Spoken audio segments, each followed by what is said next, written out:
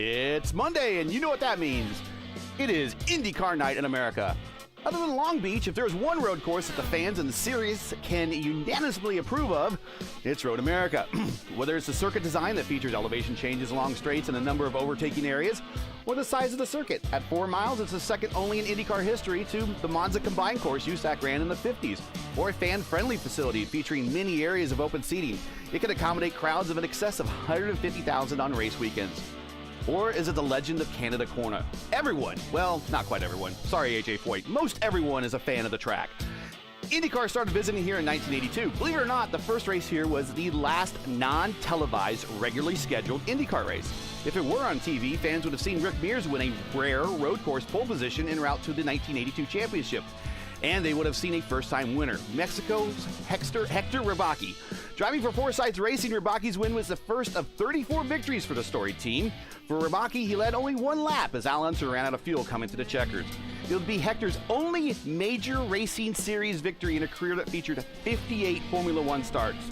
The win was also notable as it's only a few times a driver scored a win in their last career race and willingly walked away from the sport on his own terms. Ribaki retired a week later after he was injured in a practice accident in Milwaukee, citing ovals were just too dangerous. Speaking of the Unsers, Al Unser running out of gas was not the only hardship suffered here by the family. Jinx, much like the Andretti's were at Indy, the Unsers had victory ripped from their hands on a number of occasions. Despite 73 career wins between the father-son combo, the Unsers could only muster 8 podiums in 21 races, with little Al facing the brunt of the bad luck with 5 podiums in 17 races. With the exception of the 2005 season, IndyCar would go on to make Road America an annual stop on the schedule between 82 and 2007.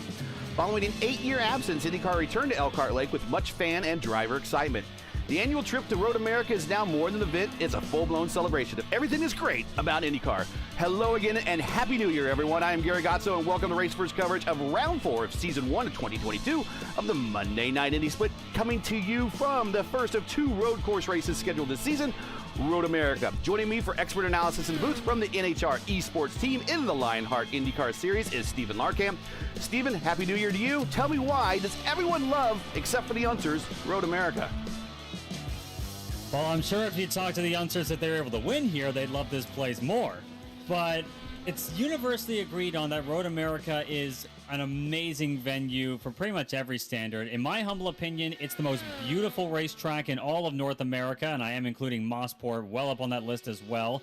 There's a lot of beautiful tracks here in the States and Canada and Mexico too, but Road America, basically, you could see why some people call it the American version of the Circuit de Spa-Francorchamps in Belgium. You're racing through the forest in a beautiful setting on a very fast track that offers great overtaking opportunities. There's definitely certain corners where you can easily make a pass work. Turn 5, which on pretty much any other track would be labeled as Turn 3, is probably the best example. We'll talk about that, I'm sure.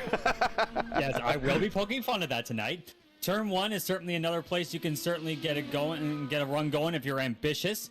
And Canada Corner, turn number 12, after the really fast run through the carousel and down to the kink, that is another fantastic place to make a move. Final corner as well. So basically, I think you could say, from a driver's standpoint, we love racing here because of its fast-flowing nature. It just feels so right in almost every way, and the racing here is almost always really, really close, and looks like we're in for another great show up here in Elkhart Lake, Wisconsin, about halfway between Milwaukee and Green Bay at this racetrack. Well, about 2 minutes, 15 seconds left in qualifying. Currently watched Preston Buckley there have a little incident on the exit of Canada Corner. Road America has 3 lap records to take note of. First is the overall track record and kart record set in 1998 by Alex Zanardi and his Honda-powered Firestone Shod Renard with a time of 1:41.875 seconds.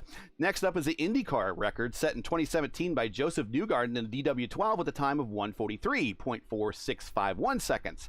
Lastly is the Champ Car World Series record set in 2006 by Sebastian Bourdais with a time of 1:44.133 seconds. These 3 records are roughly 4 seconds better than the next class of car. Stand by in the garage area. It's almost time to go racing. And with that, let's look at tonight's starting lineup in Road America. But before you do, and if you enjoy race first coverage of the Monday Night Indy Split, and you respect the weekly stream we do, make sure to support us by smashing the like button below and subscribe so you don't miss out on the next race. And now let's get into it at Road America. I got about a minute, 10 seconds left. And see if we got a couple cars still on the track. Actually, here's one of the big hitters in the lineup, Robert Wickens. And yes, that is the Robert Wickens, the IndyCar star who lit up the charts in the 2018 season before a tragic accident at Pocono Raceway that I was actually in attendance for, I'm sad to say. Pretty much prematurely ended his chances of any further victories in the IndyCar Series, but he has made remarkable recovery from his injuries, being able to drive a race car again of any stature with the spinal injuries he received in that accident is truly amazing, and it's a testament to how tough of a man he is. One of the most lovable guys, I'd say, in the IndyCar community in that season, and still is. It's fantastic to see such a big name grace the field here tonight. Currently provisionally 8th as he's making some laps here with about 15 seconds to go. I would say that he probably would have been one of the few IndyCar drivers to race in there and win in their debut race if it wasn't for Alexander Rossi. He was so close in that race at St. Pete. It would have been amazing to see, but Robert Wickens, the talent has always been there, and I felt particularly bad that I had to see that incident where the chances were taken away. We also have a couple of another certain real-world racing driver that we'll get into in a little bit. He has qualified P4. That is the Russian-born Nikita Lastoshkin. And he raced in the Indy Light Series last year. He's qualified 4th. We actually having a look at things. We are going to have a full pace lap. Well, then we have plenty of time to talk about tonight's starting grid, which is now up on the screen. Go ahead and read them off. We're going to have 24 cars tonight, so we're going to have a pretty nice, sizable field. 24 cars rolling off, and leading them to the green will be the number 7 of Bruno Miranda, the winner on the Monday night broadcast at the Indianapolis Motor Speedway on a great fuel mileage run. He certainly has a lot of pace tonight with a time of a 1 minute 45.373, a very good run so far. Alongside him, about a 10th off, is the number 12 machine of Preston Buckley. Row number 2 will be Mitchell Welker's number 3, alongside the aforementioned number 18 of Nikita Lastoshkin, a guy I'll certainly be keeping an eye out for there. We'll see what some of the real-world drivers can do here. Gavin Sanders rolls off P5 alongside in the number 5 machine, alongside the number 2 of Will Lyon. Jeremy Fayen, number 16 machine, will be lining up 7th alongside the number 8 of Robert Wickens, one of our big stars of the show. Jose Solis Jr. in the number 9 machine rolls off P9, rather fittingly enough, and also fittingly, the number 10 of Arturo Amro rolls off 10th. Urim Rubin in the number 13 will roll off 11th, alongside the number 15 of Brian Simpson. Pablo Diaz Francis, one of the main stars of the series both last season and this season, he will roll off number 13 in the number 21 machine. He certainly has a higher oval I rating than he does a road course I rating, alongside the number 17 of our old friend, Dakota DeMague. It's good to see him running in the top split once again on the road courses. Aaron Likens in the number 1 machine will roll off 15th. He's got a lot of work to do if he wants to preserve that I rating. Yeah, he does. Alongside the number 6 of Matt Houston, who is a regular in the Lionheart IndyCar Series. Isaac Rain in the number 11 machine will roll off 17th, alongside the 20 of Sarah Tessum. Dale Weiser, possibly in relation to Bud Weiser, will be taking his number 14 machine off the grid in 19th, alongside Christopher Kresk in the number 24, rounding out your top 20. And the final 2 rows are cars that did not post qualifying times. Adriano Pinero, who won last week at Iowa Speedway, rolls off number 20 and 21st in the number 4 machine. Another driver's got to make up ground to gain I rating. Chad Wilkes is number 19, Zachary Plum in the 22, and Carlos Washington in the 23 make up the 24 cars that will tackle this 14-turn, 4-mile road course in Elkhart Lake. What a field, what a field. Got some personal favorites in here myself. Teammates in another series. I'm with Gavin Sanders. Of course, Dakota DeMay, a teammate with him in another series. Got the boss man, Matt Houston, in here. We got the Reddit, former Reddit, now the Revolution IndyCar Series admin, Christopher Kresge, in this race. All sorts of big names in the IndyCar community on the grid right now. But I tell you what, one of the things that we really don't consider too often, especially when we do the long lap, is this is going to affect and impact fuel, won't it?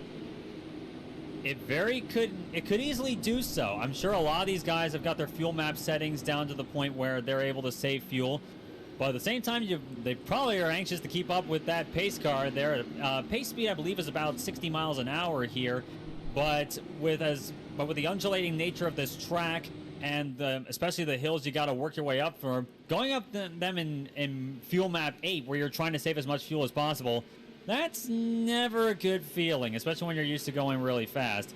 But I can imagine that these guys are going to be keeping an eye on the fuel gauge. It's maybe only 25 laps, but we're only going to be getting about 13 laps thereabouts of fuel, I would wager. Yeah, I've been talking to some drivers before, and it's sounding like that it might be a 12, 13, 13, 12 type thing. I even heard maybe going the full distance and then just doing the last bit on reds. Just to let you know about the tire situation, they do have to start on the tire they qualified on here. They do have extra sets in the pits, 2 extra sets in the pits. So they will have to change, although I don't think, no, they don't have to change. They do not have to change. It's not required to change because there's no way to police that in the rules or in the code right now. But starting on the front, Miranda and Buckley, they are both on reds. Then Welker is on the primes. Nikita's on the alternate. And Gavin and Sanders and Will Lyon are on the primes. And I'll tell you what, the primes are the majority winner right now on the race course. Not a lot of guys have decided to go with the alternates right now. And that's the one thing I'm definitely going to be considering. A lot of the guys, their qualifying times may be a bit down on the leaders, but they are going to have a better tire situation. The tire and the hard compound tires start off slower, but they'll get a lot better as the run goes on. We'll see what strategy wins the day here today as we finally work our way out of the forest and up to turn number 14. Hey, I'm looking at drive, and now we're finally ready. Speaking of strategy, I'm looking at 2 are banking on a massive wreck in the first turn. Matt Houston and Chad Wilkes are starting from the pits. We're getting ready to go green, and with the first lap, let's call it. Miranda bringing them up the hill. He gets on the throttle. Green flag flies. We're underway at Road America, and it's looking, and already a good start for him. He's cleared them quite substantially. Preston Buckley's now under pressure. They're going 3 wide into turn number 1. Lastolskin up the middle. He's looking to make a move on Mitchell Welker. And no, Welker will hold on to P2. A great start for him. Lastolskin around the outside of Gavin Sanders, trying to take P3 away from him. Sanders to the inside in turn number 3. Turn 2 on any other racetrack, I'd say. But he manages to clear him. Lastolskin is ahead. Wow, Miranda's got himself some room. And apparently Sanders and Welker's actually none too pleased about that, as Sanders sends it right back down the inside in turn number 5. Oh, we got a ton of... Big wreck behind them, trying to see who that is. Aaron Likens is one of them in the Valvoline machine. And Sarah Tessum. Preston Buckley was one of them as well. Preston Buckley. And there goes Matt Houston picking up a position on the start, just like the strategy he wanted to. Let's get back up to, we're getting ready to head down to, we're running through the carousel now, heading ready to the kink and the backstretch, coming into Canada Corner. And Matt Houston, it may be all going according to El Plan, as Fernando Alonso would say. But it is a great jump so far for Bruno Miranda. He has opened up a considerable gap right now over Mitchell Welker, Gavin Sanders, and Nikita Lastolskin. Will Lyon and Jeremy Fayen, meanwhile, battling it out for P6 behind him. But this is definitely the start that Miranda would love to have. He's got to make the most out of those red tires before the guys on the blacks are able to have a superior pace advantage over him. But Miranda, the winner at Indianapolis, comes across the line to lead at the end of lap number 1. Yeah, man, he puts a big-time space between himself and Welker. 1.5 4 seconds over Mitchell Welker. That is a really good gap right now. We don't have DRS like we have in F1, but if we did, he'd be well clear of that range at the moment. And looking already, the situation we're talking about, Miranda starting the race on the soft tires and Welker behind him on the black hard compound tires. This is going to be an interesting dichotomy between the two. We'll see as this run goes on. As meanwhile, behind them, Lastolskin putting the pressure on Gavin Sanders.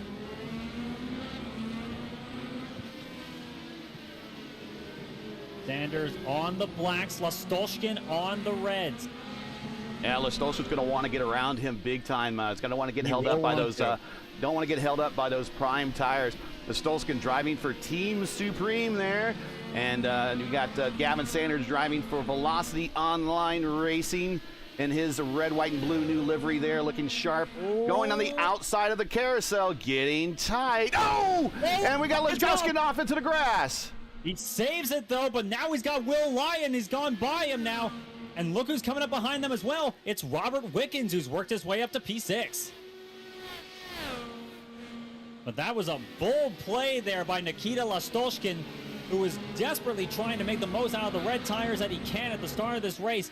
Unfortunately, it's really hard to make a move work in any case at the carousel there, let alone on the outside. This is about the closest battle you're going to find on the racetrack at the moment. Really don't see too much other battles going back into the field. Taking a look at P13, Zachary Flaum, who got himself a great start. He is up 9 spots. And Aaron Lycan sitting there with the number 1. So this is the guy that had the fastest or the highest I rating in this race. He needs to make up some major spots here, and he is all over the backside of Flaum, probably on push to pass. Yes, he is, and he's looking to the inside of Flaum, trying to get through in turn 1. And meanwhile, looking at Lastolskin again, that battle between him and Will Lyons, he's just gotten ahead of him right there. But getting back to your point about Aaron Lykins, he kind of had a rough qualifying there. He started 15th, not what you want when you're the number 1 I-rated car for certain. But another issue he had, he was involved in that incident on lap 1 going down into turn number 5. So he's got a lot of work to do. He's up to 14th right now, but he's got 15 seconds between him and the race lead and about a 5-second gap between him and 10th place. He's got a few cars to certainly to work his way around there. But looking at Lastolskin, he is really fighting hammer and tongs to get up there. He's already gone by Will Lyons. But now the question mark I have here is, how long will those red tires hold the advantage over the blacks? Got a bit of a, I don't want to say Nikita was holding them up at a point. I think he just needed to recover and get some pace back. There's like a 4-car train right behind him, and he's starting to pull away a little bit. Leading the next car behind him is Will Lyon. Will Lyon participates in the PMRL IndyCar League, which is a European-based IndyCar league. We welcome all the new Europeans that have been joining the sport since 2017. Especially since we've seen Fernando Alonso make the Indianapolis start. So many good new fans, so great to see it, and we love to see them taking the same love of IndyCar as we do. That's Will Lyons.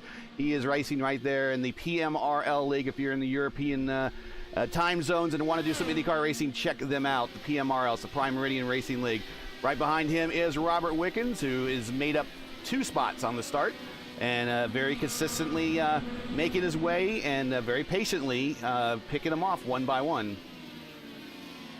Definitely a good time to get yourself patient there, get yourself in a good rhythm. Wickens has already got a good run so far. The last lap, he was a 10th of a second quicker than Will Lyon. We have Brian Simpson hitting pit road early. Looks like he's missing a right front wing. He's driving a car you don't typically see on road courses a lot, at least not in its history. The Team Menard Glidden Special there that would normally be driven by Tony Stewart in the Indy Racing League. But hey, Menards, they're a big company up there in the Wisconsin area, so it makes sense to run the Menard sponsorship up here. But he's going to get a new wing, but it's going to put him way back in the field. Looking back at what happened, it was contact between Simpson and the 20 machine of Sarah Tessum that's forced him on the pit road with a broken front wing. He's down and away now, but that is certainly not the start that Brian Simpson would have wanted. He started 12th, currently down in 19th position. So he's got a lot to pray to the racing gods for to get up there, because Strategy-wise, there's frankly not much of an option here. With 13 laps, the maximum you can get out of here, and you're only going to be coming in on lap 12 if you want to have any chance and not have to manage your fuel mileage all that much. And with safety cars not a thing on the road courses in official competition within iRacing, that is more of a foregone conclusion than it would be if this were a league. In a book of irony, Robert Wickens is going to be attacked by his former livery. Right now, Jose Solis Jr., who is driving that same livery that Wickens drove in his only season for Schmidt-Peterson. He had the Lucas Oil sponsorship. He is right behind Robert Wickens. I think he could probably pretend that's James Hinchcliffe if he wants to be think that way. Because, I mean, they were teammates that particular year, two Canadians running a pretty similar paint scheme, I believe Schmidt-Peterson ran. But Wickens already, Wickens doing a solid job so far. His last lap was a 14-1 to Will Lyons' 47-1. What the heck am I saying? I say, whoo, they're moving. I'm used to seeing tracks that are much smaller than Road America, even though I love this place dearly.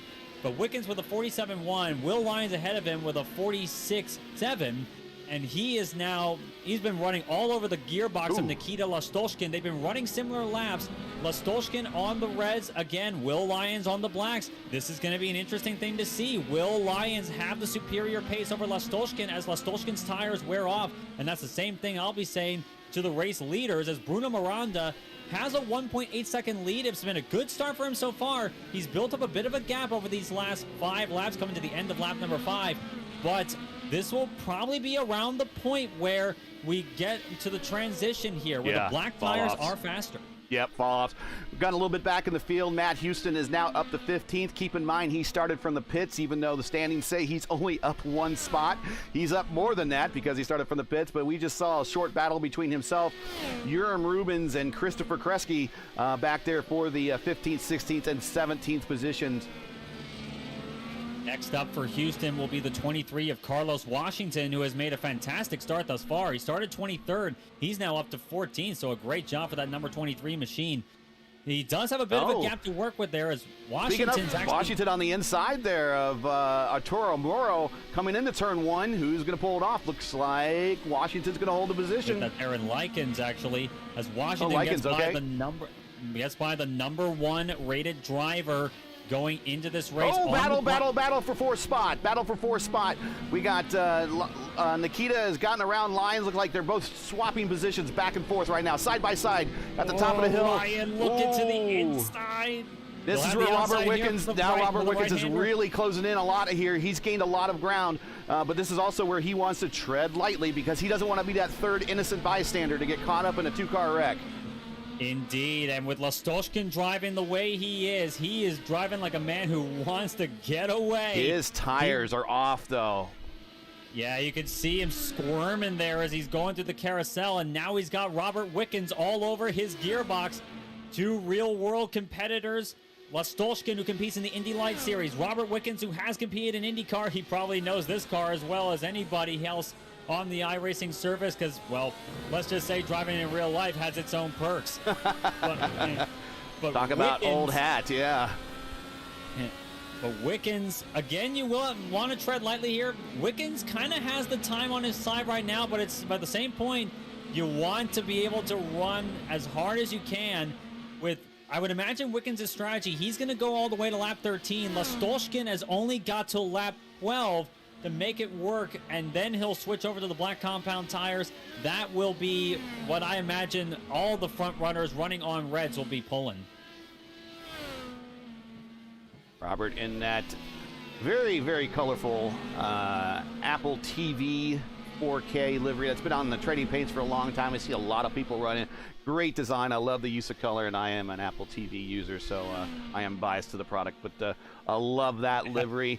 A lot of good liveries out on this racetrack right now. I may be a Samsung guy, but even I can admit, as well, Wickens actually overcooked turn 5 a little bit, in turn number 5. Gathers it up nicely, of course.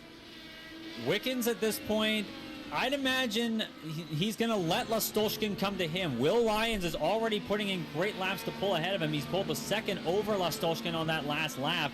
Of course, it certainly helps that that battle between them kind of threw everyone for a loop. But Wickens in this case, it's going to be interesting to wonder if he's going to be as aggressive as Lastolskin has these last few laps, or is Lastolskin going to realize that the game may be up when Wickens gets by him and then he won't have the tire advantage that he did at the start of this stint. It may well be dependent on how well he's managed those tires, but at the same time, the way he's been wanting to gain track position, I think they may well have some heat in them. Man, we had a good shot of the kink there, and just to see how fast they were taking that kink. Keep in mind, that's where Catherine Legg had a hell of a wreck back when Champ Car visited here in the early 2000s. Lucky to walk away from that particular wreck. Of course, the backstretch was also a scene of a pretty other famous collision. I think Cristiano D'Amata hit some wildlife back through there. So who knows what's going to be a nemesis on the racetrack for you here at Road America. Yeah, and I actually recall another really old school incident. This was back in the 80s when the IMSA Series raced here with Davy Jones running off the track at the kink and going hard in the wall, racing against Jeff Brabham in the Nissan.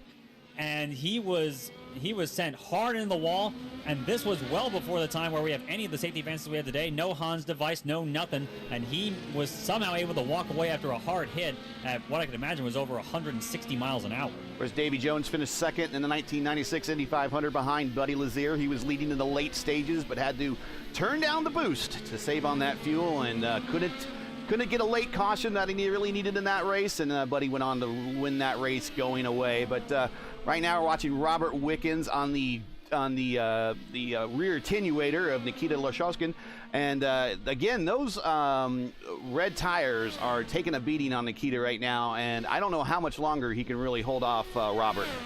And along the similar lines, the battle for the lead is back on. Mitchell Welker, as we mentioned, running the black tires. He has a massive edge right now over Bruno Miranda. It's under a second. Welker on that last lap with a 46.7, Miranda with a 47 even, but now I'd imagine it's way closer as they work their way up the hill, and Miranda having to weave around trying to break the toe. Yeah, he's taking a defensive line on the inside there. He's allowed to do that. Now it's down to 0.3 of a second. Welker with a 46.8, Miranda with a 47.4. So Welker certainly has the edge right now as we're working lap number 9 here out of 25 here at Road America. Can this be a possible lead change? We'll see on this lap or the next, as Welker gonna have a look in the cockpit. He is on the push to pass. He's on the boost, looking to the outside in turn number 5. And Miranda covers it well. He gets the cutback though. Going up the hill to turn number 6. He'll have the inside for this left-hander. Well, and Welker trying to hold on Miranda. Miranda trying to hold on for dear life, but no avail. New leader, the number 3 of Mitchell Welker. And I'd imagine he'll be taking that win to the bank as much as he can before this pit stop.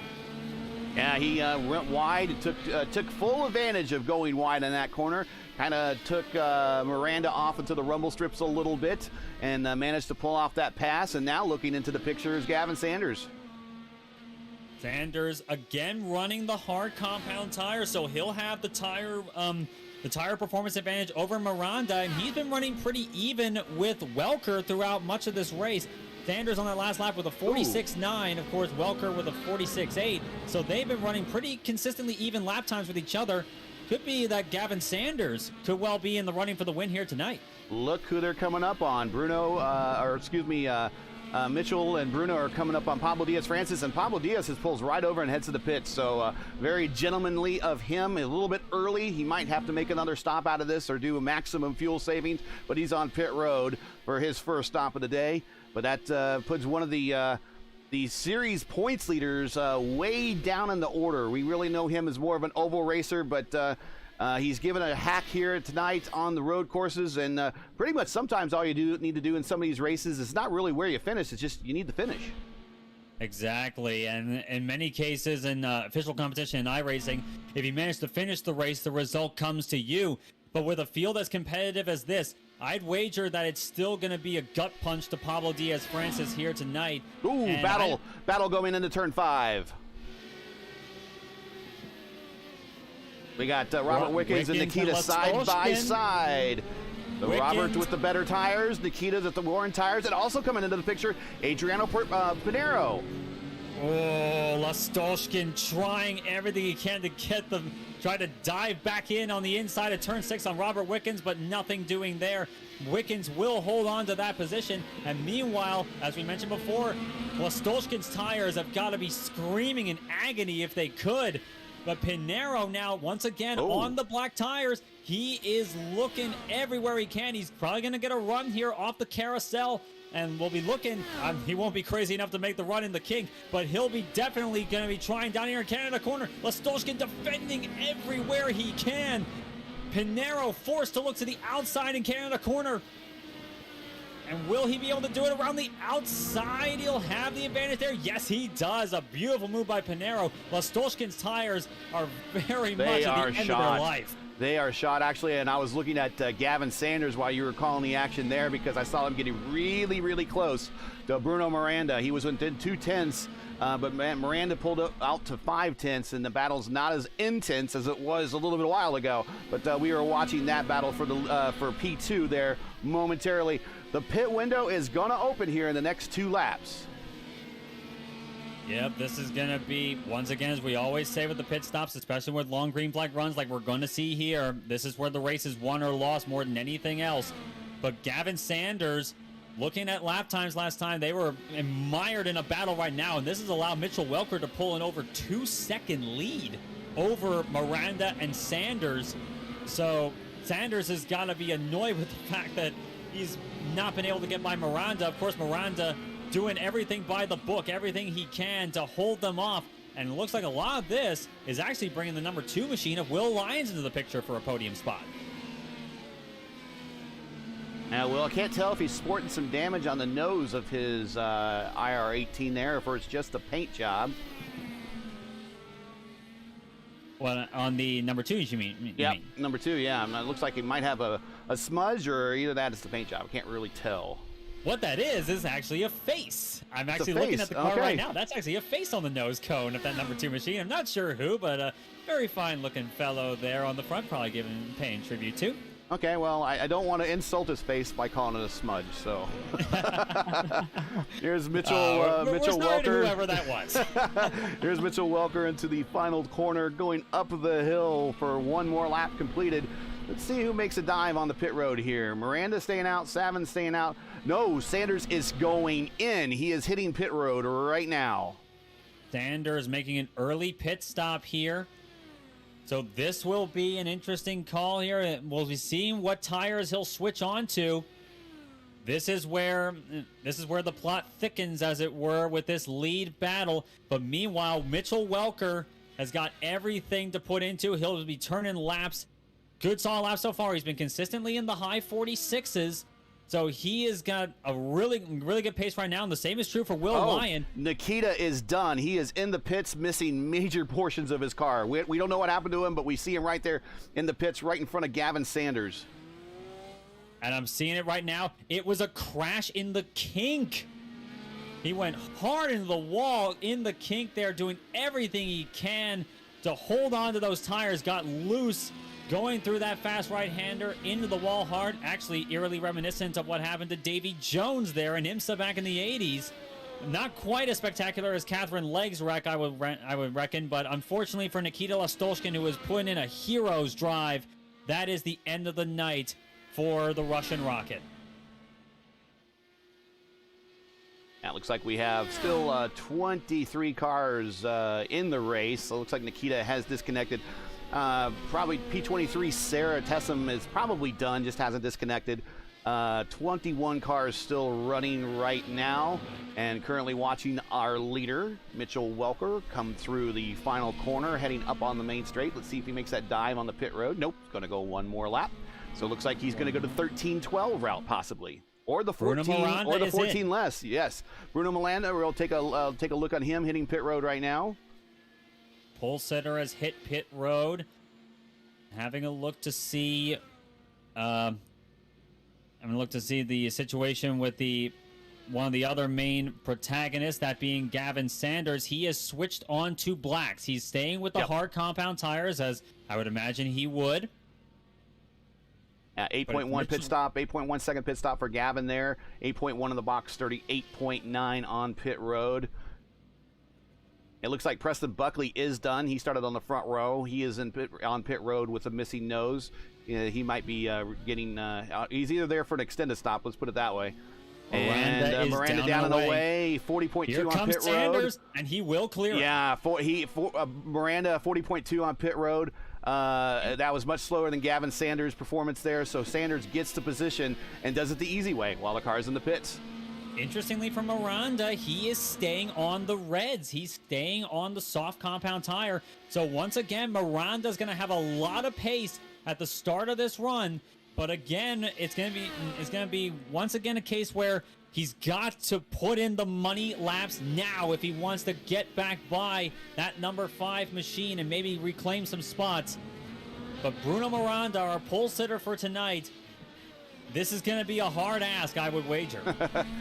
Matt Houston, watching him right now, currently on camera, up to 10th. Keeping an eye on Mitchell Welker as Houston up into the top Here 10 he on the pit goes. stop cycle. Here he comes. Mitchell Welker is in, as is Will Lyon in the number 2. We'll probably see Robert Wickens in as well. Yes, we will. So this is the farthest that these guys are willing to go. So Welker, Lyon, Wickens, Pinero, and will Jose Solis Jr. No, Jose Solis Jr. is staying out for another lap. And he might have turned down the wick a little bit. Pardon having Robert Wickens there, but he might have turned down the wick. He might be actually doing some fuel conservation, just trying to see how far he can go so he can get on those reds and be on them as fast as possible late in the race. That'll be interesting to see. Of course, Go to the take main one on pit more road. lap off the softs. That'll be one last lap you'll have to be struggling with on old tires at the end of the race. So it'll be interesting to see what Solis Jr. will be able to pull after pitting on the end of lap number 14. But Welker, Pinero, Lyon, Solis, and Solis staying out. Wickens just off of pit road. Dakota DeMeg in as well. And Carlos Washington as well, who's up Matt to P9. Houston in as well. Yeah, Matt Houston in as well. He's hitting his stall here just momentarily. Yeah, so looking at particularly with Jose Solis Jr. as he works his way down to the hurry downs here and approaching the carousel, as he has the lead right now over Mitchell Welker, staying out that another lap. Of course, he may well be credited with leading that lap once we come around to the start-finish line here. But this will be an interesting strategy call here. Looking at his last lap, it was a 48.2, so he's very definitely in fuel save mode, as you would expect. The fast laps so far we've seen for these guys are in the high 46s, so he has been about a second down on the leaders. But of course, with soft tires and no concern about fuel, he'll be free to turn up the wick to his heart's content as he actually gets a little bit squirrely there coming out of Canada corner. Pinero currently making our leader making the dive on the pit road. Here comes Jose Solis Jr. as he comes around the final turn. Is he going to make the dive the pit road? He will too. So this will turn the race back over to Mitchell Welker, who is currently coming through the Bill Mitchell Bend area and onto the final corner, getting ready to make the turn down to the main straightaway uphill. And he'll see where he comes out in comparison to Pinero and Solis Jr. So Pinero went for the same strategy that Jose Solis did as... Crowd, call there coming off a pit road there. He's giving him no room, but then again, he hasn't made a stop yet. Okay. You can go through it. You can go through each other when you're actually in the pit stalls. That's what Pinero really had to do in that instance. But Pinero comes out right next to the number 20 machine and trying to work their way past the lap car of Sarah Tessam. But Pinero has switched to softs. Welker staying on blacks. The same is true with Lyon. Miranda, of course, on the reds, as we mentioned. Gavin Sanders on blacks. So Pinero, once again, doing what Miranda did, except he's got less laps to work with. He is on the freshest red tires in this field. And Miranda did get around Gavin Sanders. We missed that pass, but Miranda is now in P3, Gavin Sanders P4, Robert Wickens P5, Pinero P6, Solis Jr. P7, Thayen, who we haven't really talked about at all. Take a look at him on the camera here. He is in that Robbie Gordon Walker Racing 1995-ish livery of Valvoline livery there. He is currently in the top 10 in P8. Dakota DeMade coming through turn 5 right there. He is in his Vice City scheme, as he calls it, or his Vice scheme, and that is P9 for him. And Arturo Amuro, who is in the looks like the McLaren West Formula One livery. He is currently in P10. Very solid run so far. Actually, Arturo Amuro I've raced against quite a few times in lower Formula series, like the Pro Mazda and the Formula Renault back in the day. Good to see him having fun with the Indy cars as well. But looking again at the as everything cycles out here, I mean, no one is crazy enough to go to lap 15 because you'd just be sacrificing too much pace. It is Mitchell Welker once again who cycles to the lead of the race. Will Lyon now up to second. Bruno Miranda, our pole sitter, running third. Gavin Sanders, Robert Wickens now in the top 5, and he's actually running well close to Gavin Sanders at this point. Really a tight battle here for 4th position. Wickens on an absolute flyer lately. A 45.9 was his last lap. Wickens has been flying up here as he's looking to get all back over the back of Gavin Sanders at the moment. Wickens looking to what will be the inside for turn number 5. He'll clear him well before that. Robert Wickens on a tear right now. It's nice to see that. Ooh, is he taking 5 a little wide there. It's going to leave the door open for Gavin, who might take a peek to the inside at the top of the hill. Not a good passing zone. Not quite there yet. Gavin thinks better of it. But Robert Wickens, it's nice to see that even after that accident those years ago, it's great to see that he certainly hasn't lost his touch. Robert Wickens up to a great start. He started 8th, now running 4th. Drone shot of the carousel. That's pretty impressive as we watch these guys get ready to come through the kink. Here's a speed shot of the kink. Watch this. Oh, man, that is something else right there. Oh, Pinero to the inside of Gavin Sanders coming down into Canada corner.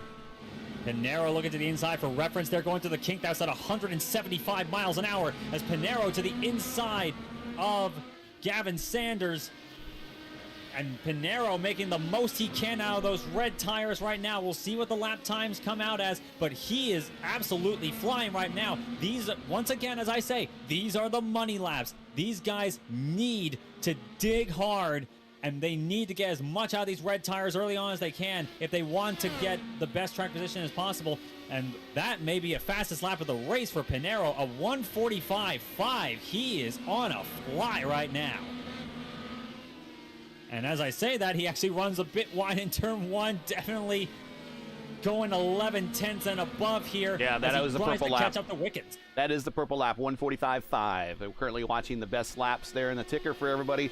1:45.5 is your fastest lap at the moment, and that's the fastest lap by a 10th over Sanders, who was a, actually not Sanders, excuse me.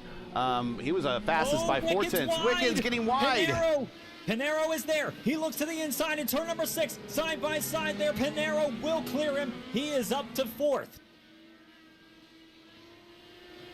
All according to El Plan, I would presume, as Pinero, with a great run so far, making the most of the reds. He is absolutely flying right now. He's got a big gap back up to Bruno Miranda. And looking at lap times the last time by, Pinero with the fastest lap of the race at a 45.5. Miranda with a 46.7 on slightly older red tires. And the leaders are also running in the mid 46s as well. So Pinero needs to make every inch of it work and needs to equally try and preserve the tires as long as he can, not make any abrupt movements that could possibly wear them out even more needlessly. Got a big Brazilian cheerleading squad currently in chat, cheering on their countryman Adriano Pinero, currently in P4, started 21st, up 17 positions. Man, what a climb. If you got a favorite that you want us to put a camera on, make sure to make a mention of that in chat. We'll try to get a view of them. Of course, chat is interactive, so feel free to chat with us anytime, and we'll be happy to get back with you. Currently, if you just joined us... Sorry about that. If you just joined us and joined Race First coverage of the Monday Night Indy Top Split, we are coming to you from the Road America. Elkhart Lake 4-mile road course. Currently with 8 laps to go. Your leader is Mitchell Welko, followed by Will Lyon, and then Bruno Miranda in P3, rounding out your podium spots. Adriano Pinero, who has been the largest climb of all the drivers, 17 spots. P4, Robert Wickens, that is IndyCar driver Robert Wickens. P5, and he is currently solid top 5 in the moment, and doesn't really seem to be under attack from anyone, so he is having a great day. Fantastic day so far, and I dare say, getting back to my point, perhaps, dare I say it, Senna-esque from Adriano Pinero do Brasil. As it's really been a fantastic drive so far. Starting 21st on the day, he actually did not post a qualifying time. That's why he was down there, all the way down there. But even avoiding all of the drama that you typically expect to run into in the mid-pack here, this has been a fantastic drive so far, making the most of everything, and he's only 8 seconds off the lead too, so it seems that traffic isn't really the biggest issue that Pinero had in this race, or at least it didn't seem that way. No, Pinero getting wide there a little bit on the exit of Canada corner. It says a lot to the ability of all the drivers in this race for him to make up 17 spots. Of course, some of that was done on pit road. Some of that was because there was a massive 4 or 5 car off going into turn 5 on lap 1. He still made his way around all those, but you still had to, when the passes that he did make, you still had to race the guy next to you. And the guy next to him was giving him room. Each one was giving him room. And when you give each other room, you build up confidence with a lot of people that you could race with these guys, and you can find yourself, less hesitant to pass and more willing to attack if the other person is a good racer. Can certainly attest that to be true. You see it more often than not in leagues, especially when you get used to racing with the people around you for a long time. I've done that with a lot of leagues I've in.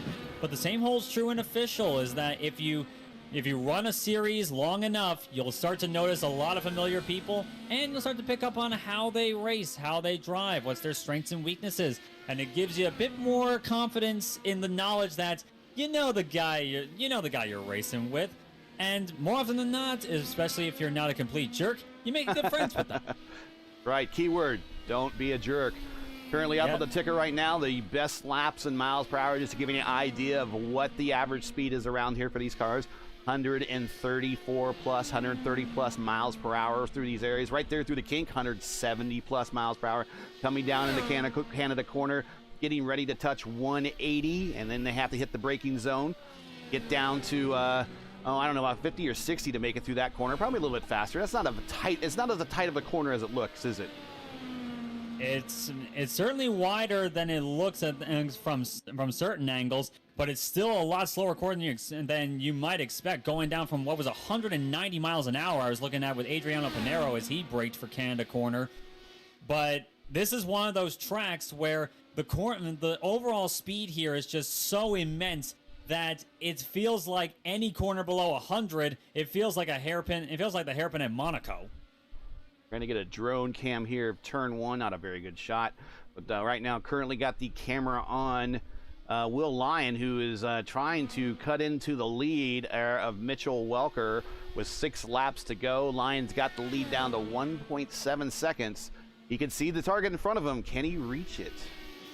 Yep, he's got the bit between his teeth. Will Lyon has got everything to play for a potential win here. Looking at last lap times, they were actually pretty much dead even on with each other. A 46.444 for Will Lyon, a 46.464 for Mitchell Welker. So they've been pretty even on that last lap. Of course, we'll see how that changes as time goes on. Both of them are running the hard compound tires, and both of them are pulling away by a second a lap, if the last lap is to be believed, over Bruno Miranda, who's back to 5 seconds off the race. Miranda must have had a difficult lap at a 147.3. Compare that to Pinero's 146.7. Even Wickens with a 147 flat. Miranda is giving up some major real estate on the stopwatch here as we currently continue to watch Welker and Lyons coming through Canada corner. In case you don't know, there is a bit of a legend to Canada corner. Legend says it's called Canada corner because it's the corner closest to the Canadian border. But other legend says as when they had their first race here at Road America, when the promoter was cleaning up the site afterwards, found nothing but Canadian beer cans in that corner, and thus thought that's where all the Canadians must sit. So then it turned into Canadian corner. Beautiful story there, and I'm sure there was a lot of Molsons and Labatts to be had if that was the case. Last time by, Welker 146.7, Lyon 146.4, 3/10 off the bit of the margin there as he continues to reel him in. Plenty of time to go. 5 laps and 4 miles per lap gives you plenty of time, and also plenty of time to catch, and also gives Welker plenty of time to possibly make a mistake. Very, very true. And we say 5 laps to go. A lot of the stuff we're used to here on the Monday night broadcast, 5 laps to go. There's not much time left. We got to get moving there. 5 laps at over a minute 45 a lap.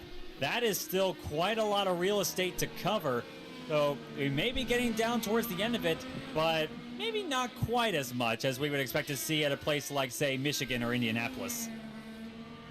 While we're watching this battle up front, so let's take a look and see where the rest of the combatants are. Key combatants, there's Bruno Miranda coming through the carousel, getting ready to hit the kink. He's in P3. Right behind him is Adriano Pinero, up 17 spots, looking for some major I-rating gain. He's hitting the kink right now. Right behind him is Robert Wickens in that Apple TV car.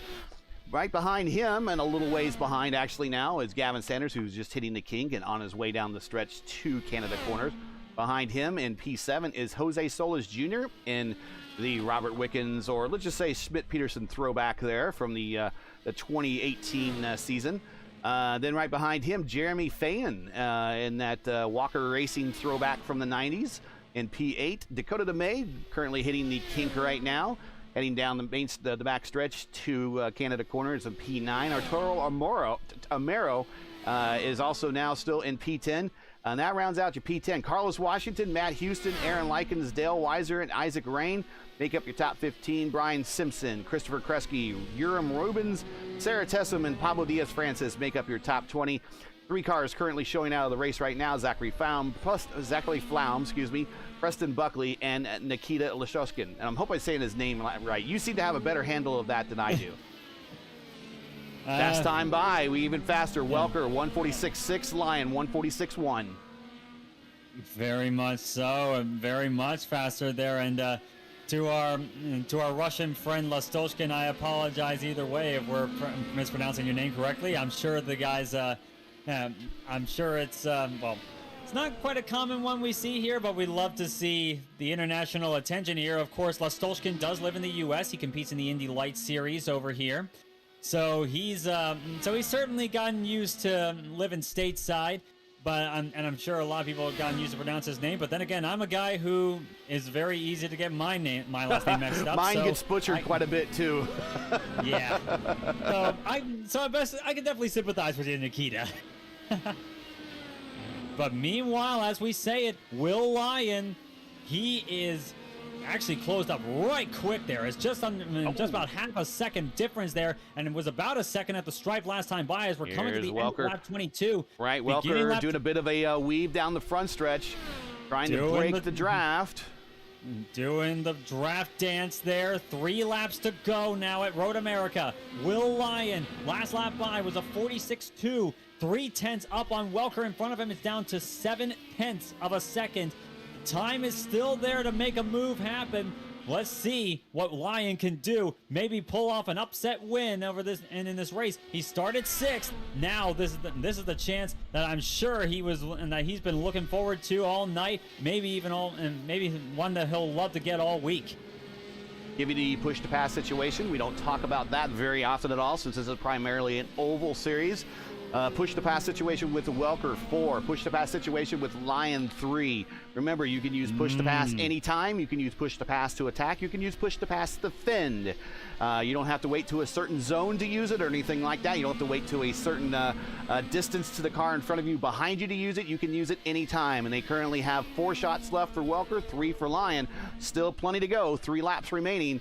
I'm sure these guys are going to start using them very liberally here soon as the lap count gets down to 2 to go. Right now, Welker on push to pass. Welker on the button trying to defend against Will Lyon. Lyon actually not on it right now. He's saving those 3 pushes he has for later on in the going as Welker. A bit of a lockup there. A twitch there coming out of Canada corner.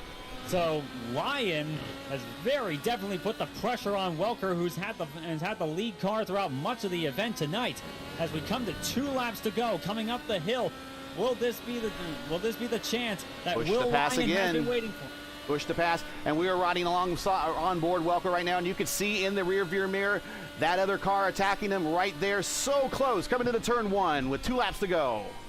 Again, Will Lyon not on the button there. He's saving the push to passes. Welker seems to me like he is really struggling out there. He's using the push to pass to maybe make up for the tire degradation that he's working for, as well as trying to defend the position. So Still weaving, going down the backstretch here, weaving again. Once Middle again, stretch, sorry. weaving. None of them on the button yet. Trying to break the toe down into turn number 5. Lyon, oh, big lock up there on the left front there from Mitchell Welker. He is desperately trying there. He doesn't want to give this up, but he has probably cooked the tires pretty hard there. Lyon has been pretty good conserving these tires throughout much of this race. And we're going to have 4 more miles to go. Will between about halfway there now, about 6 miles at this stage. But from here on out, this is going to be, I'd imagine, Will Lyons. There's 3 long straightaways here. He's going to use that button on all 3 of them.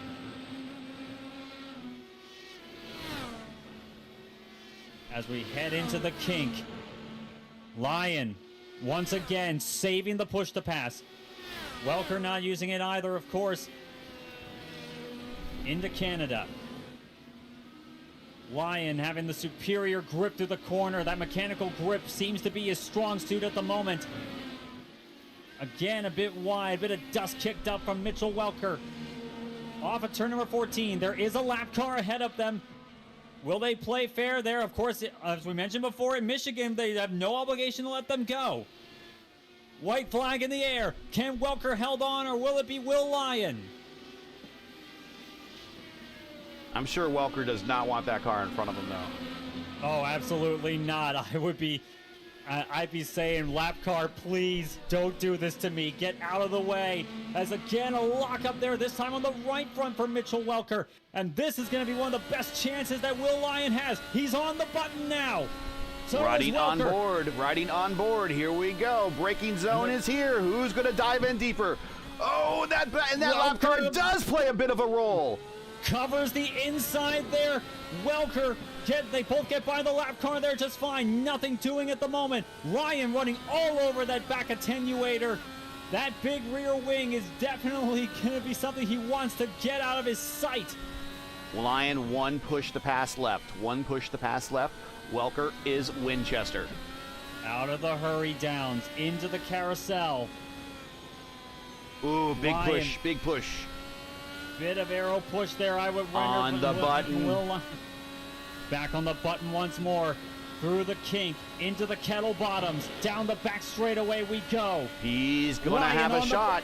He's going to have a shot. He's there. He's on the back tire. He's side by side coming through the corner.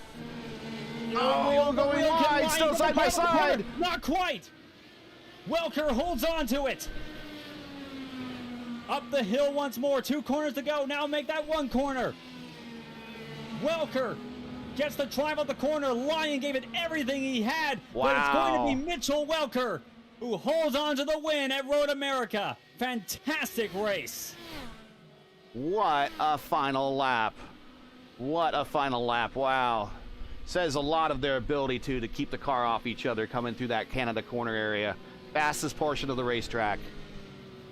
While we were engrossed on that, Wickens actually got by Adriano Pinero. He's actually gone up to 4th. It will be Bruno Miranda that rounds out your podium here tonight. Robert Wickens, Adriano Pinero are your top 5. Gavin Sanders finishing there. We're watching Jeremy Faden now and Dakota DeMade as they're through the William Mitchell Bend area, hitting the final turn. They're fighting for a position. Dakota DeMade in P7, or fighting for P7, currently in 8th. Oh, DeMade gets a good run on him, actually. DeMay looking everywhere he can. Fayen trying to cover him up there, coming to the stripe. Who's got that? Wow, that looks like it might have been Fayen. Yeah, barely. 0.02 of a second between them.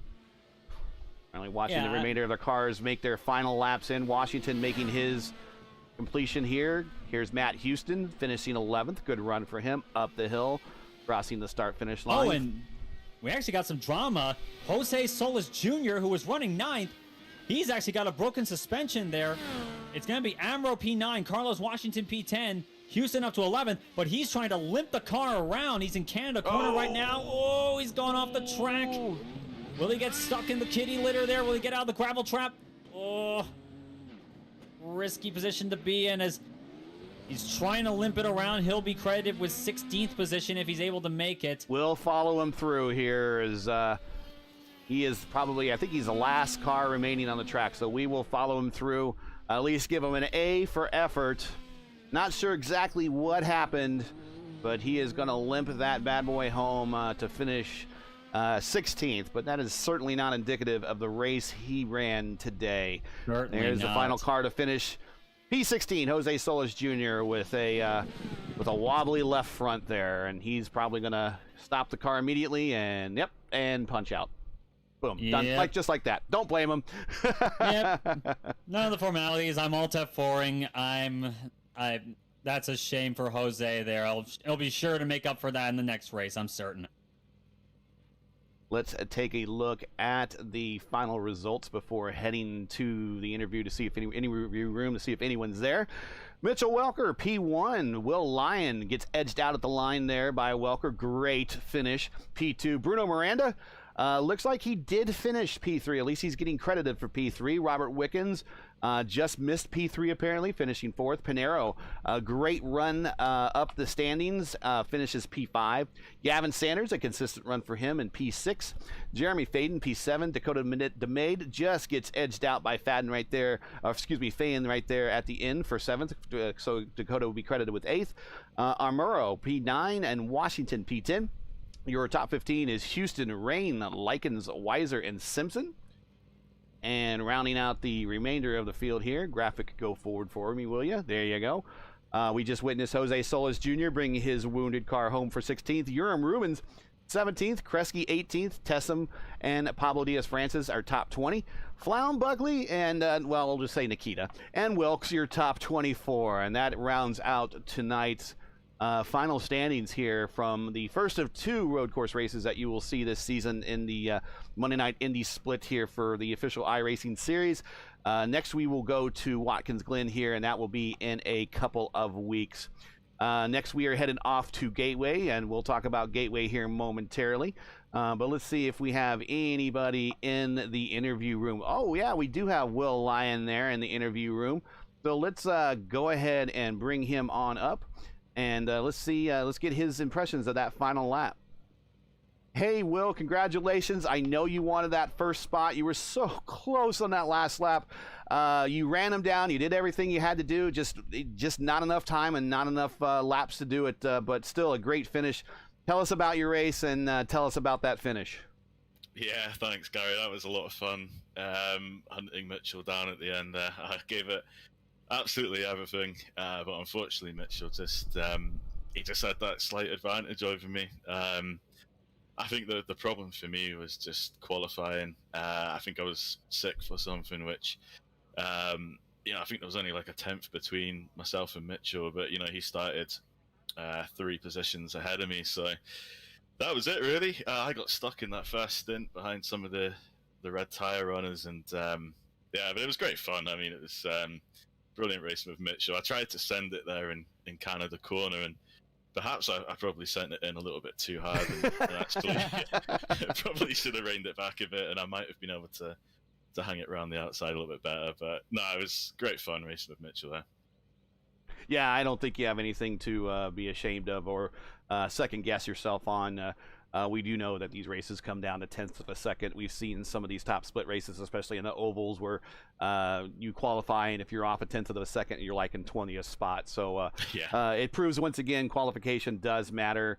But a great race for you. What's it like now? You had a real IndyCar driver out there, Robert Wickens. I mean, what's it like racing against a real IndyCar driver out there?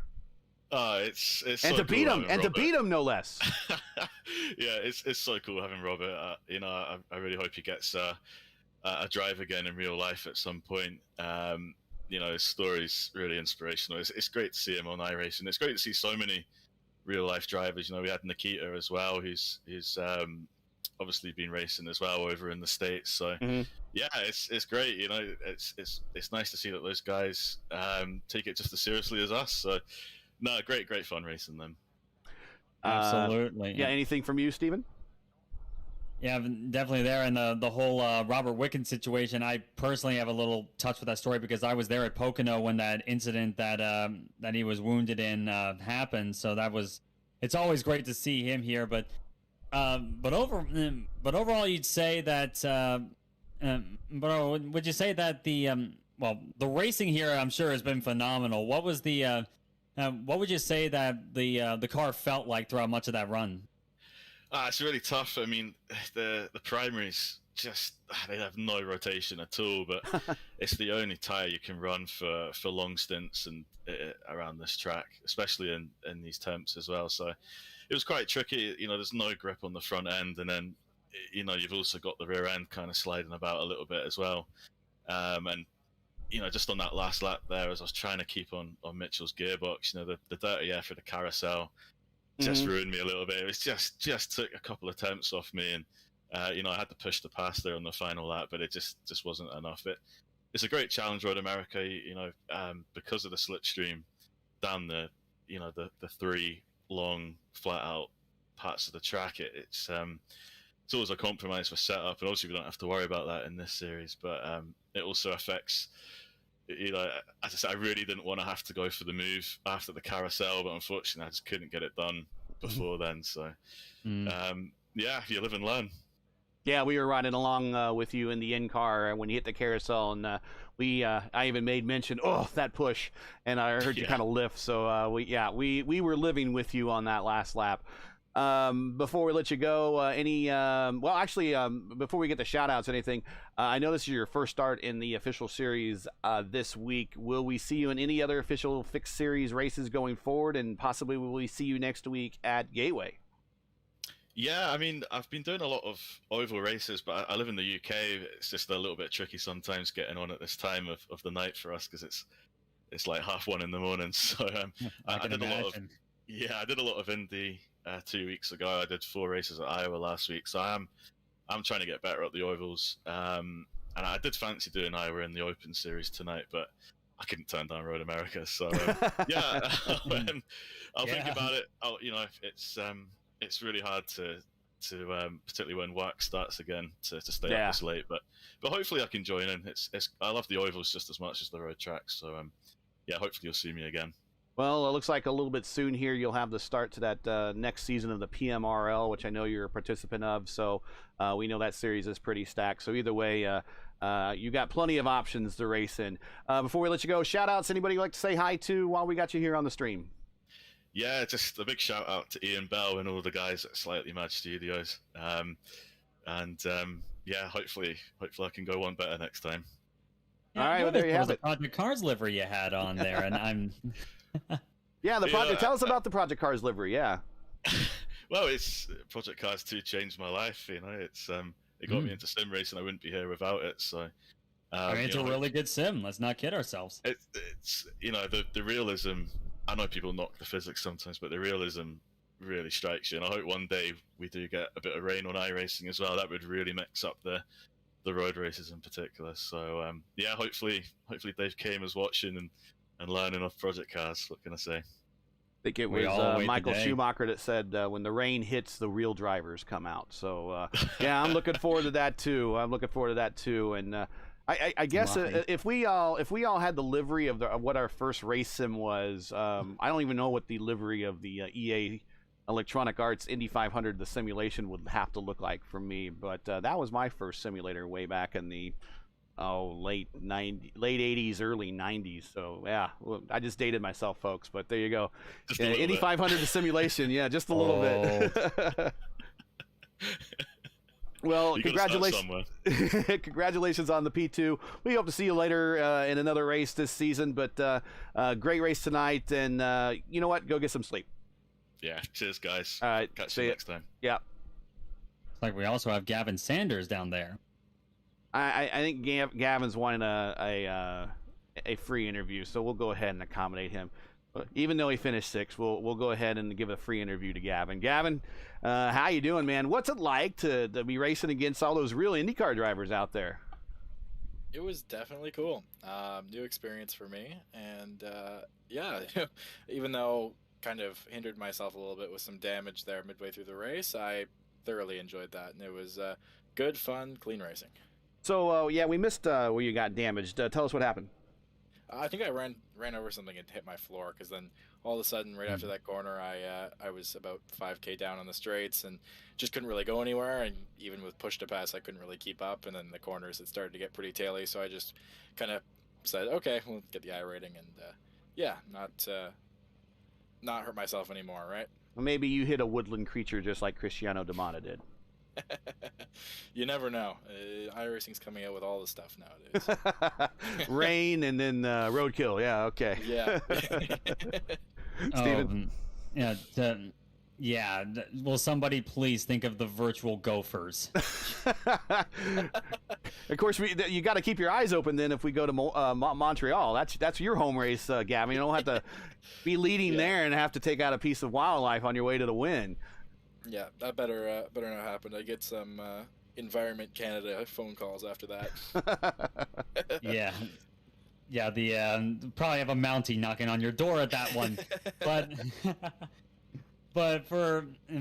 once again, it seems to us that Road America never seems to disappoint us. It's and I'm sure that the damage obviously didn't exactly help there, but what was your feeling on the overall, like going in depth on like the overall feel of the race tonight? I mean, it was obviously very close competition throughout the entire field.